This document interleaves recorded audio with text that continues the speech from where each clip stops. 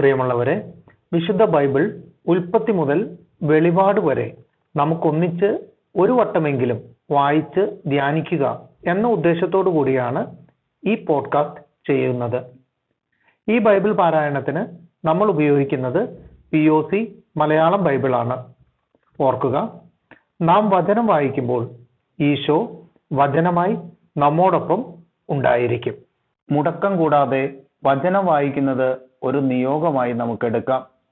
അതിനായി പരിശുദ്ധാത്മാവേ, ഞങ്ങളെ ശക്തിപ്പെടുത്തണമേ എന്ന് പ്രാർത്ഥിക്കാം. അതോടൊപ്പം വചനത്തിലെ വാഗ്ദാനങ്ങൾ ഞങ്ങളിലും ഞങ്ങളുടെ കുടുംബങ്ങളിലും നിറവേറണമേ എന്ന് പ്രാർത്ഥിച്ചുകൊണ്ട് നമുക്ക് ആരംഭിക്കാം. ഇന്ന് നമ്മൾ വായിച്ച് ധ്യാനിക്കുക യോദ്യത്തിന്റെ പുസ്തകം 7-ാം അധ്യായമാണ്. ബത്തൂലിയ ഉപരോധിക്കുന്നു.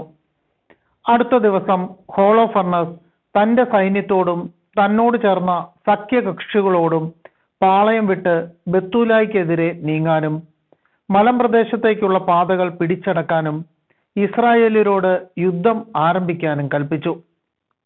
അവരുടെ പോരാളികൾ അന്ന് തന്നെ പാളയം വിട്ട് മുന്നേറി. 1,70,000 കാലാളും 12,000 കുതിരപ്പടയും കൂടാതെ സാധന സാമഗ്രികൾ വഹിക്കുന്ന ഭടന്മാരുടെ ഒരു വലിയ സമൂഹവും അടങ്ങിയതായിരുന്നു ആ സൈന്യം. ബത്തൂലിയായ്ക്ക് സമീപം താഴ്വരയിൽ അരുവിയുടെ കരയിൽ അവർ പാളയമടിച്ചു. സൈന്യം ദോദാനിൽ ബാൽബയിം വരെ വീതിയിലും ബത്തൂലിയ മുതൽ എസ്രായേലോണിന് അഭിമുഖമായുള്ള ക്യാമോൺ വരെ നീളത്തിലും വ്യാപിച്ചു. ആ വമ്പിച്ച സൈന്യത്തെ കണ്ട് ഇസ്രായേലിയർ ഭയവിഹലരായി പരസ്പരം പറഞ്ഞു, ഇവർ നമ്മുടെ നാട് മുഴുവൻ വിഴുങ്ങിക്കളയും. ഇവരുടെ ഭാരം താങ്ങാൻ പോരുന്ന ശക്തി മലകൾക്കോ താഴ്വരകൾക്കോ കുന്നുകൾക്കോ ഇല്ല. പിന്നീട് ഓരോരുത്തരും തങ്ങളുടെ ആയുധങ്ങൾ എടുത്ത് ഗോപുരങ്ങളിൽ ആഴി കൂട്ടി രാത്രി മുഴുവൻ കാവൽ നിന്നു. 2-ാം ദിവസം ഹോളോഫർണസ് ബത്തൂലിയായിലെ ഇസ്രായേലിയർ നോക്കി നിൽക്കെ തന്റെ കുതിരപ്പടയെ നയിച്ചു. നഗരത്തിലേക്കുള്ള വഴികൾ പരിശോധിക്കുകയും അവർക്ക് വെള്ളം നൽകിയിരുന്ന നീർച്ചാലുകൾ സന്ദർശിച്ച് അവ പിടിച്ചടക്കി കാവൽ ഏർപ്പെടുത്തുകയും ചെയ്തു. അനന്തരം അവൻ തന്റെ സൈന്യത്തിലേക്ക് മടങ്ങി. ഏസാവിന്റെ സന്തതികളുടെ നേതാക്കന്മാരും മൊവാബ്യരുടെ തലവന്മാരും തീരദേശത്തെ സൈന്യാധിപന്മാരും അവനെ സമീപിച്ചു പറഞ്ഞു, പ്രഭോ, അങ്ങയുടെ സൈന്യം പരാജയപ്പെടാതിരിക്കേണ്ടതിന് ഈ വാക്ക് ശ്രവിച്ചാലും. ഈ ഇസ്രായേൽ ജനം ആശ്രയം വെച്ചിരിക്കുന്നത് അവരുടെ കുന്തങ്ങളിലല്ല, തങ്ങൾ വസിക്കുന്ന മലകളുടെ ഉയരത്തിലാണ്. അവയുടെ മുകൾ പരപ്പിലെത്തുക എളുപ്പമല്ല.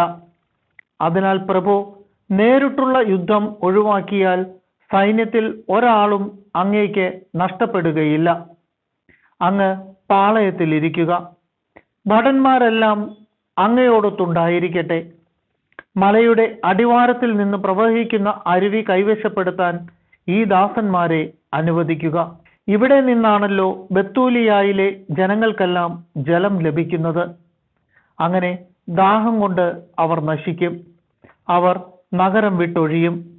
ഞങ്ങളും ഞങ്ങളുടെ ആളുകളും സമീപത്തുള്ള മലകളുടെ മുകളിലേക്ക് പോകാം. ആരും നഗരത്തിൽ നിന്ന് രക്ഷപ്പെടാതിരിക്കാൻ അവിടെ പാളയമടിച്ച് കാവൽ നിൽക്കാം. അവരും ഭാര്യമാരും കുഞ്ഞുങ്ങളും ക്ഷാമത്താൽ നശിക്കും. വാൾ ഏൽക്കാതെ തന്നെ തങ്ങൾ വസിക്കുന്ന തെരുവുകളിൽ അവരുടെ മൃതദേഹം ചിതറിക്കിടക്കും. അങ്ങനെ അങ്ങേക്ക് അവരോട് കഠിനമായി പ്രതികാരം ചെയ്യാം. കാരണം അവർ അങ്ങയെ എതിർത്തു, സമാധാനത്തോടെ അങ്ങയെ സ്വീകരിച്ചില്ല. ഹോളോഫർണസിനും സേവകന്മാർക്കും ഈ വാക്കുകൾ സന്തോഷപ്രദമായി. അങ്ങനെ ചെയ്യാൻ അവൻ കൽപ്പന നൽകി. അമോന്യരുടെ സൈന്യം അസീറിയരുടെ 5,000 ഭടന്മാരോടുകൂടെ മുൻപോട്ട് നീങ്ങി താഴ്വരയിൽ പാളയമടിക്കുകയും ഇസ്രായേലരുടെ അരുവികളും ചാലുകളും കൈവശപ്പെടുത്തുകയും ചെയ്തു. ഏസാവിന്റെയും അമ്മോന്റെയും സന്തതികൾ മുകളിലെത്തി ദോദാനെതിരെയുള്ള മലനാട്ടിൽ പാളയമടിച്ചു. അവരുടെ ആളുകളിൽ ചിലരെ തെക്കോട്ടും കിഴക്കോട്ടും മൊക്മൂർ അരുവിയുടെ കരയിൽ കൂസിക്ക് സമീപം അക്രാബായിലേക്ക് അയച്ചു. ബാക്കി അസീറിയൻ സൈന്യം സമതലത്തിൽ പാളയമടിക്കുകയും ആ പ്രദേശമാകെ നിറയുകയും ചെയ്തു. അവരുടെ കൂടാരങ്ങളും ഭക്ഷ്യവിഭവങ്ങളുടെ വാഹനങ്ങളും അസംഖ്യമായിരുന്നു. അവർ ഒരു വലിയ സമൂഹമായിരുന്നു. ശത്രുക്കളാൽ വലയം ചെയ്യപ്പെട്ട് രക്ഷാമാർഗമൊന്നും കാണാതെ ധൈര്യം ക്ഷയിച്ച് ഇസ്രായേൽ ജനം ദൈവമായ കർത്താവിനോട് നിലവിളിച്ചു.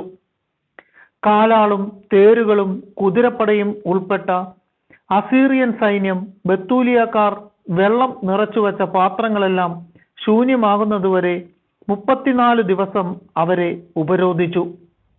അവരുടെ ജലസംഭരണികൾ വറ്റി വരണ്ടു. ഒരു ദിവസമെങ്കിലും തൃപ്തിയാവോളം കുടിക്കാൻ അവർക്ക് വെള്ളമില്ലാതായി. അവർക്ക് കുടിക്കാൻ കൊടുത്തിരുന്നത് അളന്നാണ്. അവരുടെ കുഞ്ഞുങ്ങൾക്ക് ആശയറ്റു. സ്ത്രീകളും യുവാക്കളും നഗരവീഥികളിലും പടിവാതിൽക്കലും ദാഹം മൂലം മൂർച്ഛിച്ചു വീണു. അല്പം പോലും ശക്തി അവരിൽ അവശേഷിച്ചില്ല. അപ്പോൾ യുവാക്കന്മാരും സ്ത്രീകളും കുട്ടികളും ഉൾപ്പെടെ ജനമെല്ലാം ഉസിയായുടെയും നഗരാധിപന്മാരുടെയും ശ്രേഷ്ഠന്മാരുടെയും മുൻപിൽ വെച്ച് ഉച്ചത്തിൽ വിളിച്ചു പറഞ്ഞു, ദൈവമായിരിക്കട്ടെ നിങ്ങൾക്കും ഞങ്ങൾക്കും മധ്യേ വിധികർത്താവ്. അസീറിയക്കാരോട് സഖ്യം ചെയ്യാതിരുന്ന നിങ്ങൾ ഞങ്ങളോട് വലിയ ദ്രോഹമാണ് ചെയ്തത്. ഇപ്പോൾ ഞങ്ങളെ സഹായിക്കാൻ ആരുമില്ല. ദാഹത്താലും കൊടിയ നാശത്താലും അവരുടെ മുൻപിൽ നിലത്ത് ചിതറാൻ ദൈവം ഞങ്ങളെ അവർക്ക് വിറ്റിരിക്കുകയാണ്. ഉടനെ ഹോളോ ഫർണസിനെയും സൈന്യം മുഴുവനെയും വിളിച്ചു വരുത്തി നഗരം അടിയറ വയ്ക്കുക. അവർ കൊള്ളയടിക്കട്ടെ. അവരുടെ തടവുകാരായിരിക്കുന്നതാണ് ഭേദം. അടിമകളായാലും ഞങ്ങളുടെ ജീവൻ രക്ഷിക്കപ്പെടുമല്ലോ. ഞങ്ങളുടെ ശിശുക്കൾ മുൻപിൽ വീണ് മരിക്കുന്നതിന് ഞങ്ങൾ സാക്ഷികളാകുകയോ ഭാര്യമാരും കുട്ടികളും അന്ത്യശ്വാസം വലിക്കുന്നത് കാണുകയോ വേണ്ടല്ലോ. ഞങ്ങളുടെയും ഞങ്ങളുടെ പിതാക്കന്മാരുടെയും പാപങ്ങൾക്ക് ഞങ്ങളെ ശിക്ഷിക്കുന്ന ഞങ്ങളുടെ പിതാക്കന്മാരുടെ ദൈവമായ കർത്താവിനെയും സ്വർഗത്തെയും ഭൂമിയെയും നിങ്ങൾക്ക് എതിരെ സാക്ഷി പറയാൻ ഞങ്ങൾ വിളിക്കുന്നു. ഞങ്ങൾ വിവരിച്ചതൊന്നും അവിടുന്ന് ഇന്ന് ചെയ്യാതിരിക്കട്ടെ.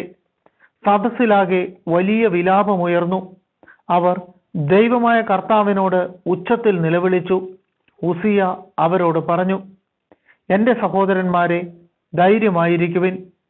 5 ദിവസം കൂടി പിടിച്ചു നിൽക്കാം.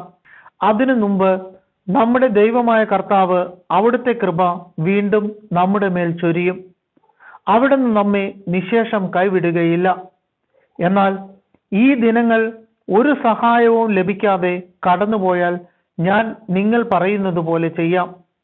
അനന്തരം അവൻ ജനത്തെ അവരവരുടെ സ്ഥാനത്തേക്ക് അയക്കുകയും അവർ നഗരത്തിന്റെ മതിലുകളിലും ഗോപുരങ്ങളിലും കയറി സ്ഥാനമുറപ്പിക്കുകയും ചെയ്തു.